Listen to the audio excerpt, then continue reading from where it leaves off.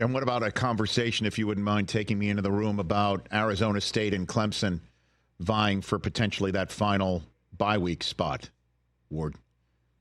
Yeah, well, both of them, had great games, but Arizona State really dominated their game.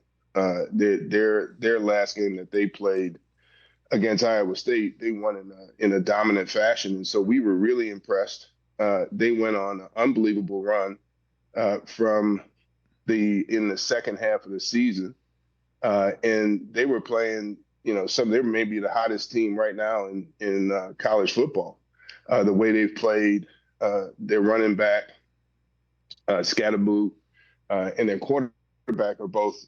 Scatterboo is just an unbelievable runner, and their quarterback showed that he could run, and so they moved the ball very well. Their defense was strong throughout the last half of the season.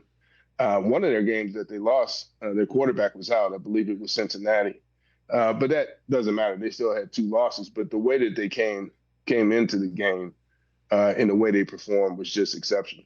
Warde Manuel here, fresh off of the College Football Playoff Selection Committee that he chairs, coming up with the list of 12 and the rankings, as well as the brackets, right here on the Rich Eisen Show. So let's talk about the first round matchups and how you came about this, and talking about one thing that a lot of Big Teners are discussing, certainly in the city of Columbus, Ohio, Ward, is that Ohio State beat Penn State, and yet they are ranked lower than Penn State. Why is that?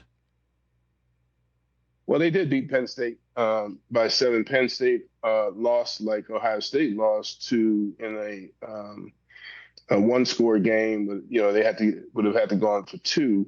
But it was, in essence, a one-score game to the number 1 team in the country.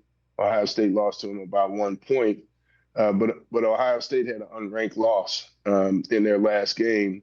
And with the performance of Penn State's season, as well as how they performed in the last game that they played, the committee, in terms of how we voted it, felt that Penn State was slightly higher ranked than Ohio State. And so and Ohio State was not in the championship game, so they couldn't move really ahead of Notre Dame. And we just didn't feel that Penn State should move behind in the vote. The committee voted that they should move behind Ohio State.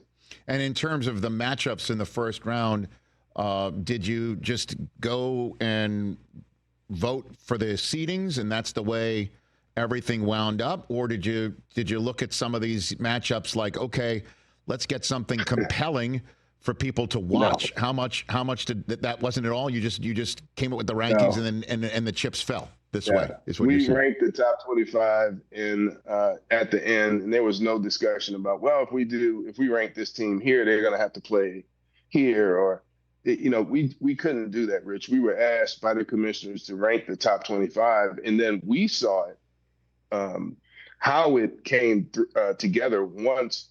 I certified and said, okay, we have our final top 25.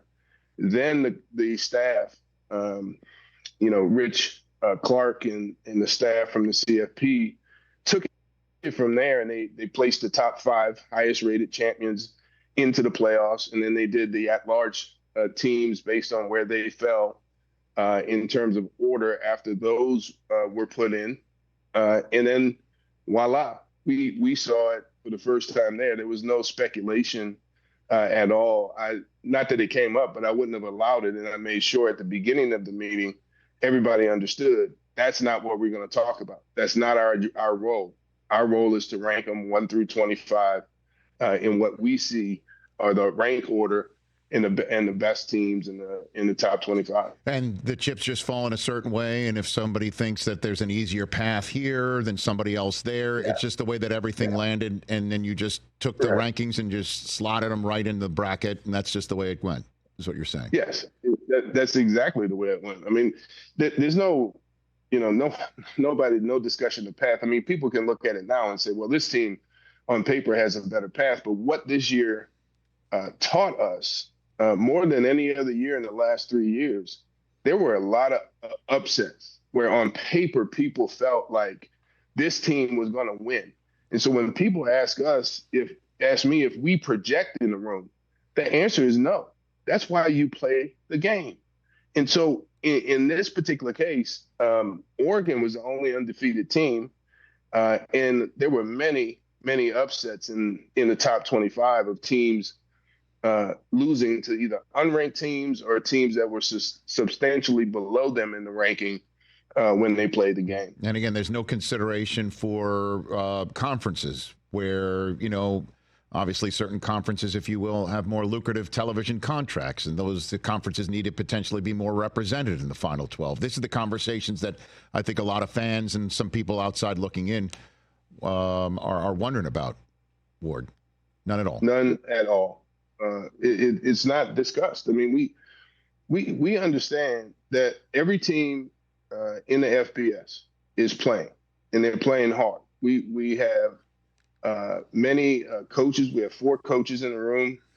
We have 4 or 5 former football players in the room.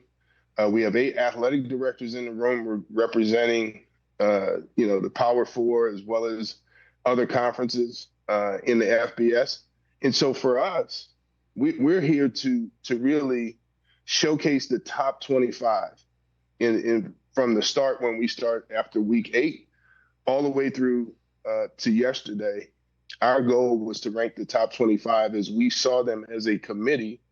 And then, if it happens that conferences are, dominating the top 12 or the top 25, that's just a factor of how we see those teams and how they played throughout the year. It has nothing to do with selecting, wanting certain numbers of conference teams in the playoffs.